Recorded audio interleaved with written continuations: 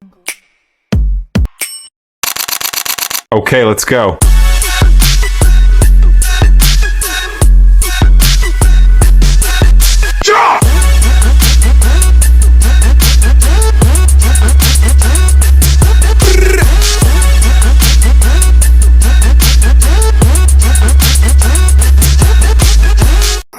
Assalamualaikum dan salam Malaysia Madani.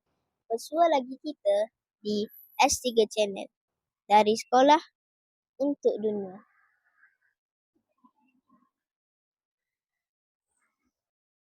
Saya Wan Aisyah Afia binti Wan Muhammad Rizam, kini di SK Bukit Gading. Bermula hari Rabu 13 Ogos 2025, Kem Sangga Bahasa telah berlangsung sepanjang 4 hari.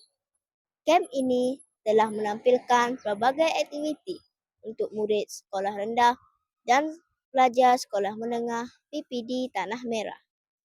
Lisensi buku disusuli penulisan sajak dan pidato 3 minit. Kemudian penulisan pantun. Dan hari ini kita menyaksikan penutup rasminya. Tasik banding ilham kembara, memori tercipta, impi yang mewarna. Di SK Bukit Gading, kami ke udara, berkongsi berita, merakam suasana. Teruskan bersama saya di Dewan Seri Gading untuk perincian seterusnya.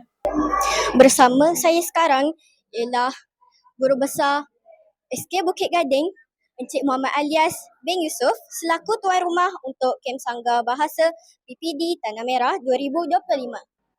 Cikgu, selain menjadi medan bahasa, bagaimana kem ini memberi manfaat kepada warga sekolah sendiri sebagai tuan rumah? Okey, bismillahirrahmanirrahim. Assalamualaikum warahmatullahi wabarakatuh.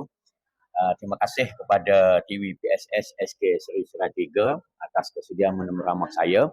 Baik, selaku tuan rumah kepada program Sanggar Bahasa peringkat PPD Tanah Merah bagi tahun ini, jadi bagi kami rasa program ini sangat-sangat berguna, sangat-sangat bermanfaat kepada pelajar-pelajar sekolah, kepada PPD Tanah Merah khasnya, supaya segala ilmu yang dicungkil, yang dibina, yang diambil daripada program Sanggar Bahasa peringkat PPD tahun 2025 ini menjadi medan yang terbaik untuk anak-anak pelajar menggunakan ilmu tersebut, mengaplikasikan ilmu tersebut dalam pembelajaran mereka, sama ada untuk peperiksaan bagi sekolah menengah dan untuk kegunaan-kegunaan lain bagi semua pelajar yang terlibat dengan program Sanggar Bahasa ini.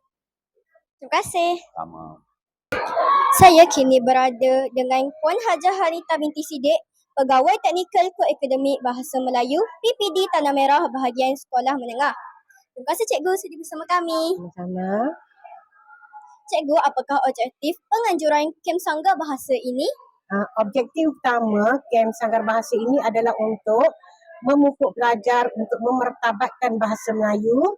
Selain daripada itu, ingin menggalakkan para pelajar menjana idea untuk meningkatkan lagi cara berbahasa yang betul. Apa pendapat cikgu tentang kem Sanggar Bahasa ini? Pada pendapat cikgu, kem Sanggar Bahasa ini bagus untuk murid-murid kerana kami dapat memupuk minat murid-murid terhadap budaya bangsa Melayu. Antaranya berpantun lah. Apa pendapat awak tentang kem Sanggar Bahasa ini? Bagi pendapat saya, kem Sanggar Bahasa yang dapat memberi ilmu yang bagus, belajar pantun, memberi ilmu yang baik untuk kita, tambah ilmu baru. Best, terbaik. Terima kasih. Sanggar Bahasa Generasi